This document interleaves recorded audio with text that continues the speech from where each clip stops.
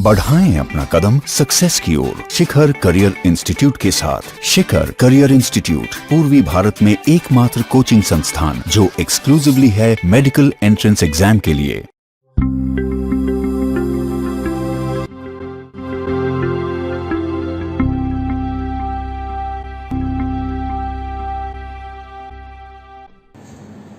हम लोग अब नया चैप्टर स्टार्ट करने जा रहे हैं और नए चैप्टर में हम नए नए कॉन्सेप्ट्स को सीखेंगे। इस चैप्टर में वेक्टर का बहुत ज्यादा इंपॉर्टेंस है, बहुत ज्यादा इस्तेमाल भी है। मेरी उम्मीद है कि वेक्टर से आपने रिवाइज अच्छे से किया होगा और लिखकर प्रैक्टिस भी किया होगा। इससे मैकेनिक्स की अगर हम बात करें तो मैकेनिक्स एक बहुत बड़ा ब्रांच है फिजिक्स, बहुत इंपॉर्टेंट ब्रांच भी है।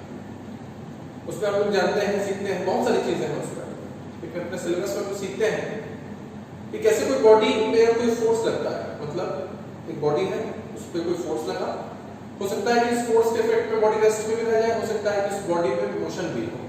तो मोशन के बारे में सब कुछ सीखना जानना, उसके अलावा उस मोशन का जो कॉज था उसको एनालाइज करना और मोशन किस तरह का हो रहा है, मोशन वन डायमेंशनल हो रहा है, टू डायमेंशनल हो रहा है, कौन कौन से फोर्सेस उस पर लग रहा है, सब कुछ हम इसमें सीखते हैं।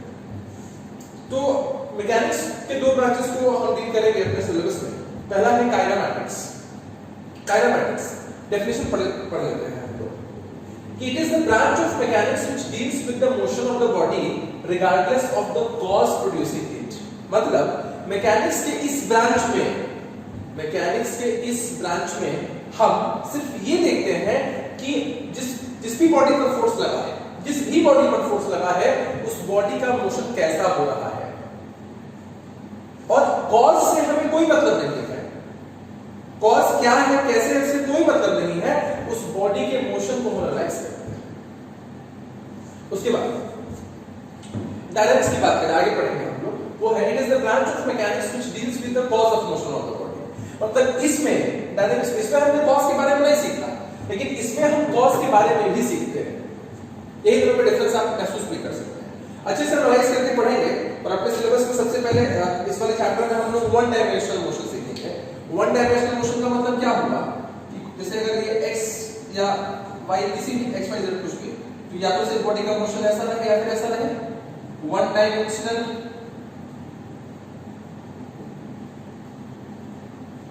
मोशन मतलब सिर्फ किसी एक में रहे। उसके अलावा हम लोग 2D भी सीखेंगे। कोई बॉडी का मोशन इस तरह का है, मतलब इसका कंपोनेंट x में भी आएगा, y में भी आएगा, दो एक्सिस में आएगा। तो यहां पर हम लोग टू डायमेंशनल मोशन भी सीखेंगे अगले चैप्टर में। और बहुत जगहों पर मिक्स सवाल भी रहेंगे, तो हम लोग खूब अच्छे से एनालाइज करेंगे। इसलिए कई बार लोग इसको नाम देते हैं motion in 1D, motion in 2D, projectile motion इसमें सबसे ज्यादा सीखते हैं हम लोग। तो ये काफी इंपॉर्टेंट है। पूरा सेगमेंट वेक्टर्स का इस्तेमाल करेंगे। तो हमने डेफिनेशन पूरा किया है, अब कुछ बेसिक डेफिनेशंस और सीखते हैं। हम लोग डेफिनेशन सीखेंगे पोजीशन और पोजीशन वेक्टर। हम लोगों ने वेक्टर चैप्टर में ये सीखा था कि फिजिकल क्वांटिटीज को हम क्लासिफाई करते थे स्केलर्स और वेक्टर्स में। स्केलर का मतलब होता था कि सिर्फ मैग्नीट्यूड होना चाहिए उस फिजिकल क्वांटिटी में, डायरेक्शन नहीं होगा। वेक्टर्स में होता था कि मैग्नीट्यूड भी हो, डायरेक्शन भी हो, इसके साथ साथ parallelogram law of addition subtraction को वो फॉलो करता हो। Scalars simple laws of algebra से ऐड या सब्ट्रैक्ट होता था। हम लोग ये सीख के बैठे। अब क्या है कि पोजीशन की हम लोग बात कर रहे हैं, तो पोजीशन में मान लो कि हम लोग कोई ऐसा एक फ्रेम ऑफ रेफरेंस चुनते हैं, x चुनते हैं, y चुनते हैं, z चुनते हैं, या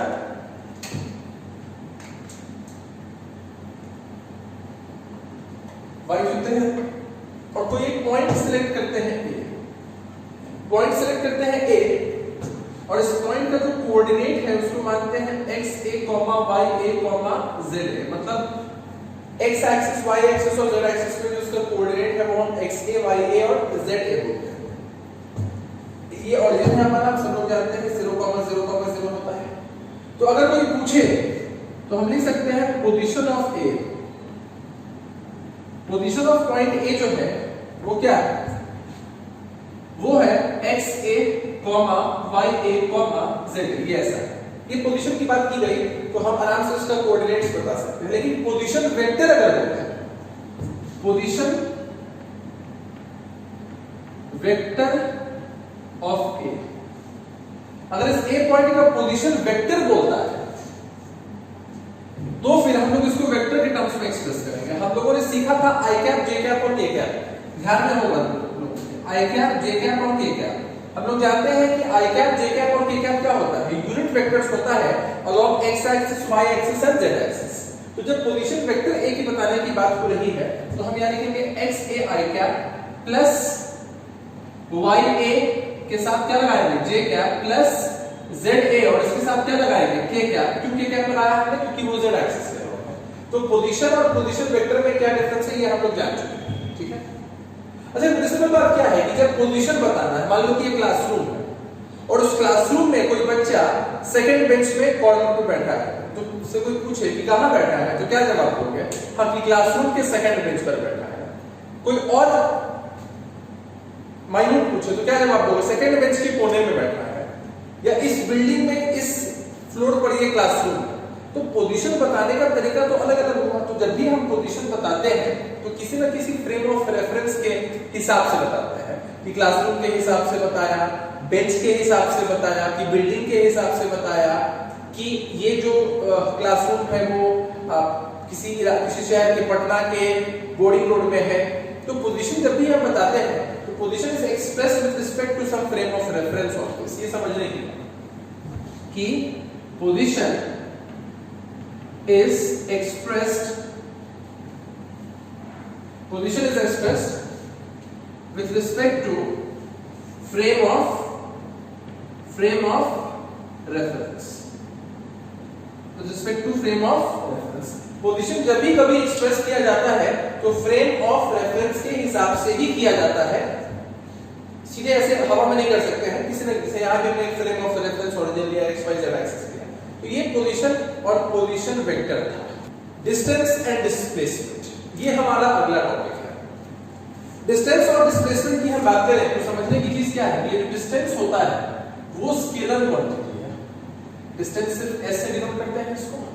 लेकिन अगर हम डिस्प्लेसमेंट की बात कर रहे हैं तो डिस्प्लेसमेंट हम सब लोग जानते हैं कि ये एक वेक्टर क्वांटिटी है। कैसा क्वांटिटी है, वेक्टर क्वांटिटी। अब एकदम ठेठ भाषा में समझने की जरूरत है। आपसे कोई डिस्टेंस के बारे में पूछे, हमने एक इनिशियल पॉइंट से स्टार्ट किया है और कहीं हम फाइनल पॉइंट तक पहुंचे हैं, डिस्टेंस कितना होगा, तो आपका जवाब होगा कि जो पूरा पाथ का लेंथ है, जो भी हमने कवर किया है वही हमारा डिस्टेंस है। और कोई डिस्प्लेसमेंट पूछेगा तो कोई भी बच्चा फट से आंसर देता है कि shortest distance between the initial and final point. बारीकी से समझने की जरूरत है। कैसे कि हम ऐसा मानते हैं कि कोई एक पॉइंट है ए और ये हमारा इनिशियल पॉइंट है और यहां कोई पॉइंट है बी, ये फाइनल पॉइंट है, या हम इसको कोऑर्डिनेट प्लेन में भी एक्सप्रेस कर सकते हैं।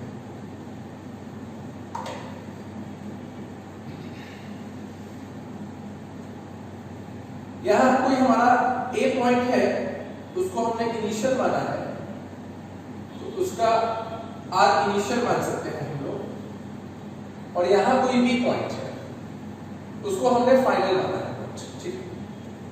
यहां इसको आर फाइनल इसका कोऑर्डिनेट मान सकते हैं, ऐसा मान सकते हैं।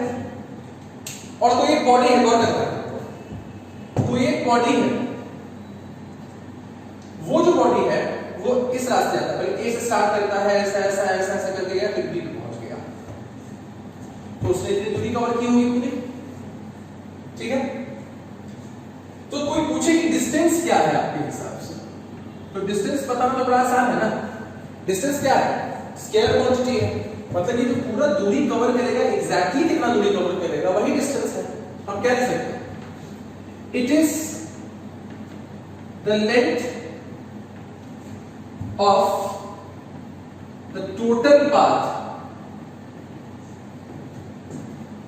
Covered by the body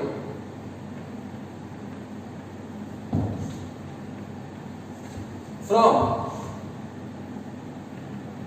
initial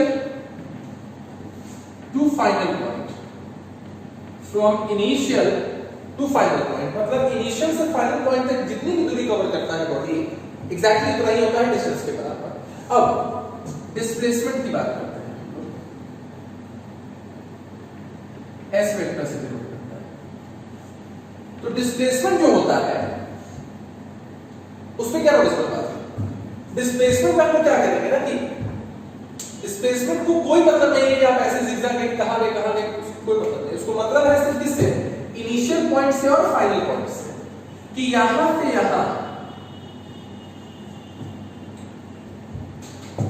से यहां जो दूरी है उसको बोलेंगे डिस्प्लेसमेंट। इनिशियल से फाइनल पॉइंट के बीच में जो दूरी है उसको हम लोग क्या बोलते हैं, डिस्प्लेसमेंट बोलते हैं। अब ये जो डिस्प्लेसमेंट होगा उसकी डेफिनेशन जब पूछी जाती है तो लोग बोलते हैं कि it is the shortest distance between initial and final point. जरा गौर से समझो कि तुमसे पूछा गया है किसका डेफिनेशन, डिस्प्लेसमेंट का डेफिनेशन। डिस्प्लेसमेंट यानी स्केलर की वेक्टर क्वांटिटी है और तुम एक्सप्रेस इसके टर्म्स में कर रहे हो, डिस्टेंस के टर्म्स में। It is the shortest distance, अरे वो मैग्नीट्यूड है उसका। देखो क्या है मतलब ये है कि डिस्प्लेसमेंट जो होता है, अच्छा एक बात बताओ, हम लोगों ने वेक्टर्स पे सीखा था, अगर हम यहाँ ये ट्रायंगल कंप्लीट करें क्या लिख लें, r initial vector plus s vector, r initial plus s बराबर क्या हो जाएगा, r फाइनल वेक्टर हो जाएगा। तो ये सिर्फ s वेक्टर अगर हम दिखाना चाहेंगे तो r final minus r initial, अरे r फाइनल r इनिशियल क्या है, पोजीशन वेक्टर ही है ना। तो हम डिस्प्लेसमेंट को क्या लिख सकते हैं, फाइनल पोजीशन वेक्टर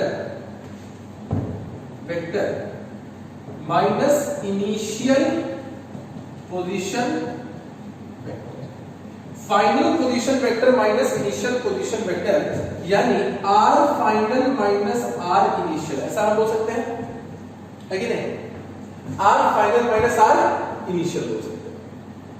ये हो गया s वेक्टर, ये इसका एग्जैक्ट डेफिनेशन। साथ में मैग्नीट्यूड की बात करें तो डिस्प्लेसमेंट वेक्टर का magnitude r final minus r initial का मैग्नीट्यूड, मतलब ये जो मैग्नीट्यूड है इसका वो shortest distance, that is magnitude of displacement, that is magnitude of displacement is equal to, magnitude of displacement is equal to the shortest distance between initial and final point, between initial and final point। तो displacement shortest distance नहीं है initial और final point के बीच। Displacement का जो magnitude है वो किसके बराबर है, shortest distance between the initial and final point. अगर कोई सिर्फ डिस्प्लेसमेंट पूछ रहा हो तो क्या लिखेंगे, final position vector minus initial position vector, r final minus r initial. इसको पाथ से कोई मतलब नहीं है, किस ऑब्जेक्ट से गए कैसे गए कोई मतलब नहीं है, इसको मतलब सिर्फ इनिशियल और फाइनल पॉइंट से है। डिस्टेंस की अगर हम बात करें तो डिस्टेंस क्या है, वो स्केलर क्वांटिटी है, वो डिपेंड करता है कि आपने कैसा रास्ता चुना है, उस पूरे जो लेंथ है उसके बराबर। ये आप समझिए।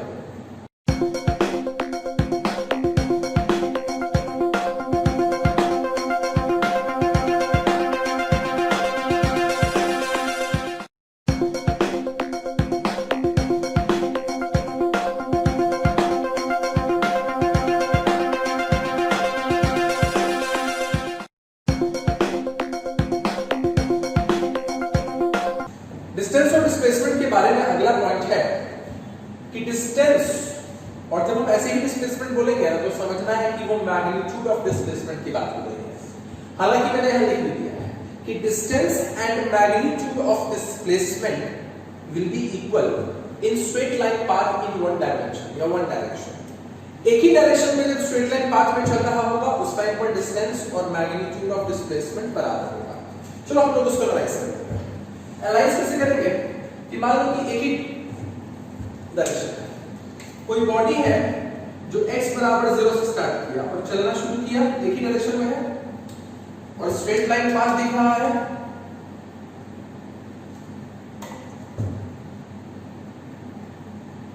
और मान लो कि यहां आके रुका, x बराबर है, तो ये इसका इनिशियल पॉइंट है और ये इसका फाइनल पॉइंट है, एक ही डायरेक्शन है। तो अब तुमसे कोई पूछे कि डिस्टेंस इसने कितना कवर किया तो क्या जवाब दोगे, 10 यूनिट किया है।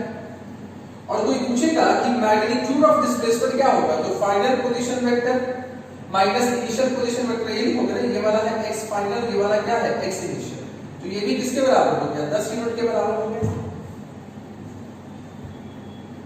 Final position vector minus initial position vector लिखा तो 10 यूनिट के बराबर हो गया। लेकिन एग्जांपल अगर ऐसा हो जाए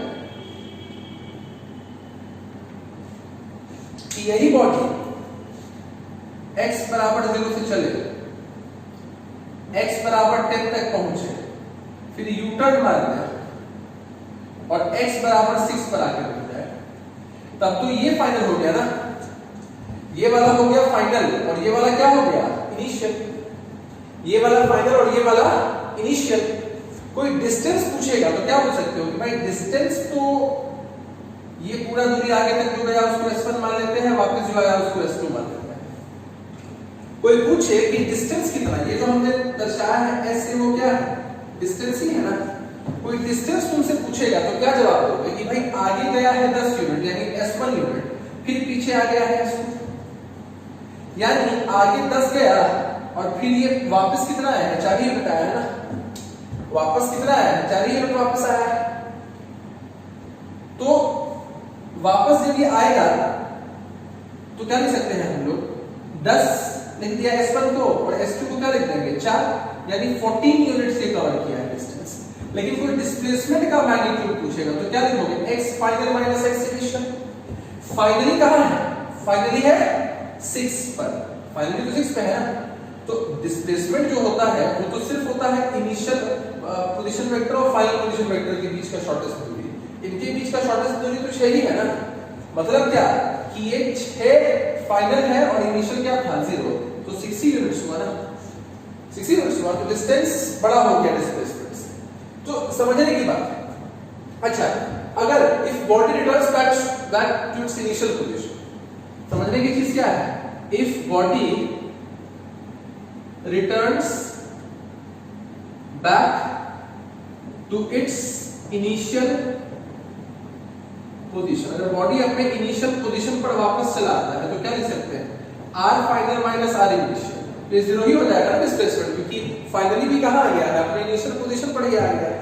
तो दूसरी बात क्या है कि डिस्टेंस और डिस्प्लेसमेंट दोनों की हम बात करें तो डिस्प्लेसमेंट का जो मैग्नीट्यूड है, डिस्प्लेसमेंट का जो मैग्नीट्यूड है वो या तो डिस्टेंस के बराबर होगा, मतलब मैक्सिमम वो डिस्टेंस के बराबर हो सकता है। डिस्टेंस के बराबर कब हो सकता है, जब स्ट्रेट लाइन मोशन हो और एक ही डायरेक्शन हो रहा हो, डायरेक्शन चेंज नहीं हो सकता।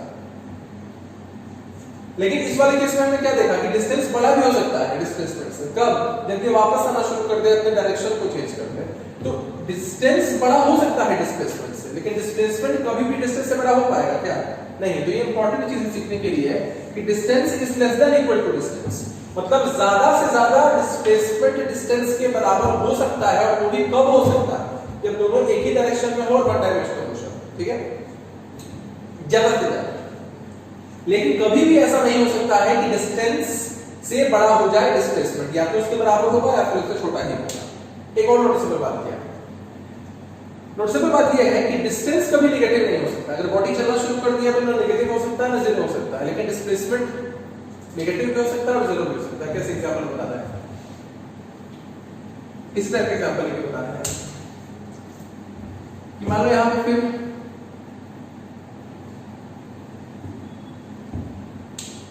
कोई बॉडी है, x बराबर यहां 0, x बराबर 10 और यहां x बराबर -4। एक बॉडी यहां से स्टार्ट किया, यहां तक आगे गया, फिर वापस आ गया, यहां तक पहुंच गया वापस।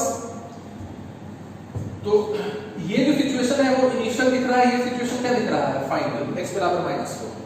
फिर आ रहा है मतलब कोई तुमसे डिस्टेंस पूछ गया तो डिस्टेंस में क्या s1 आगे गया, s2 पीछे आया, है ना।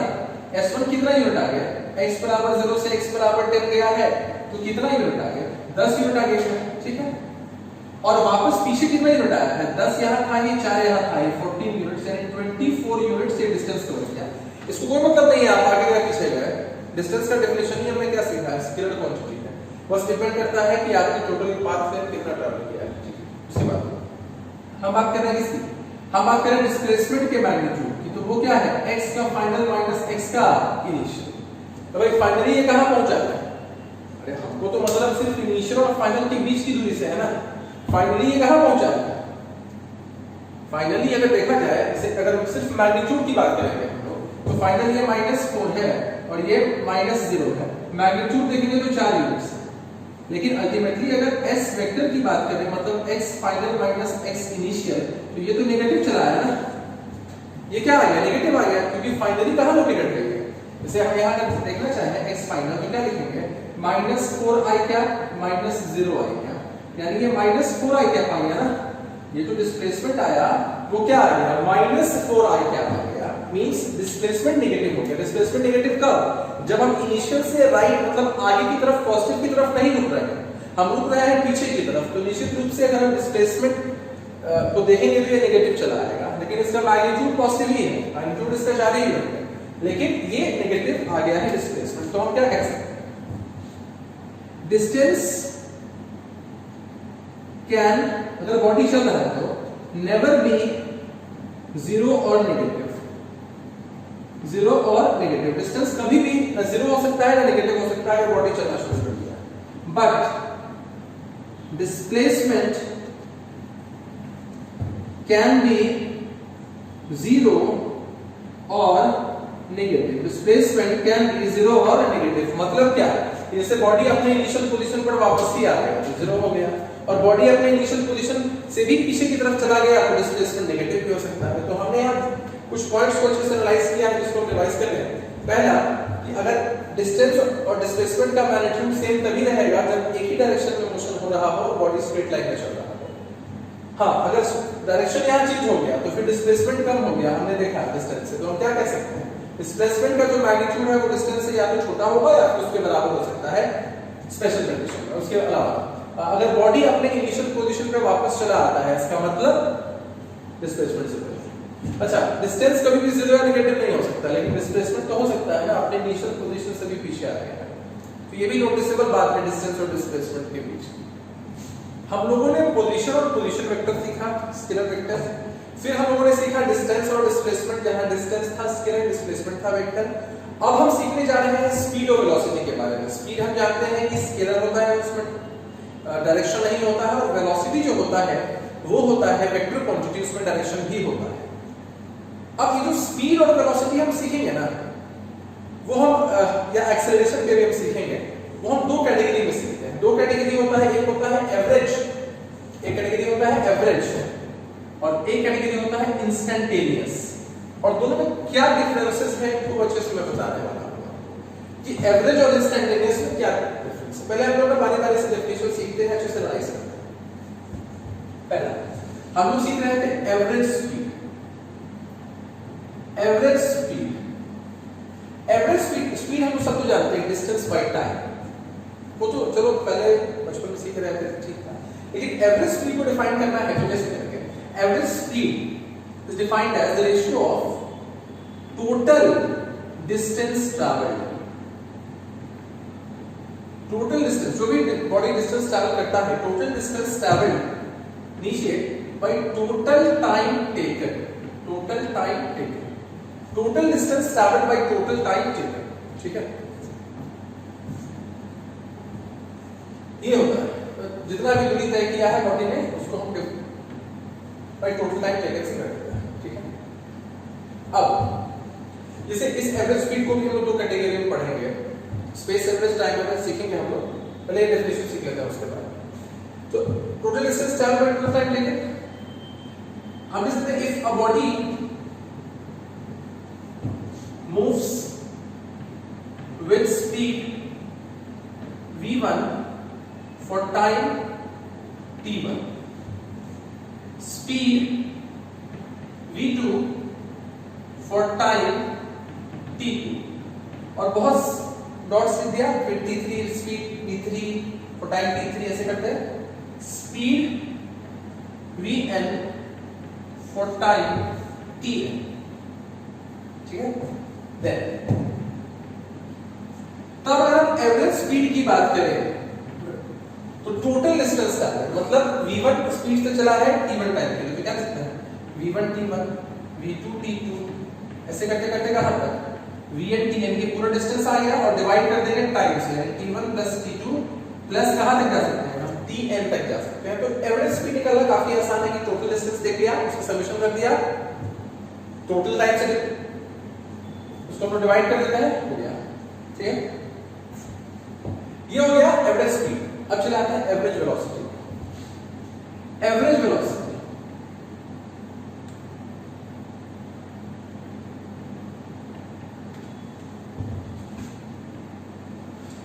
is defined as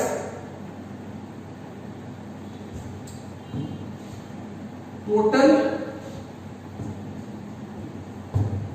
displacement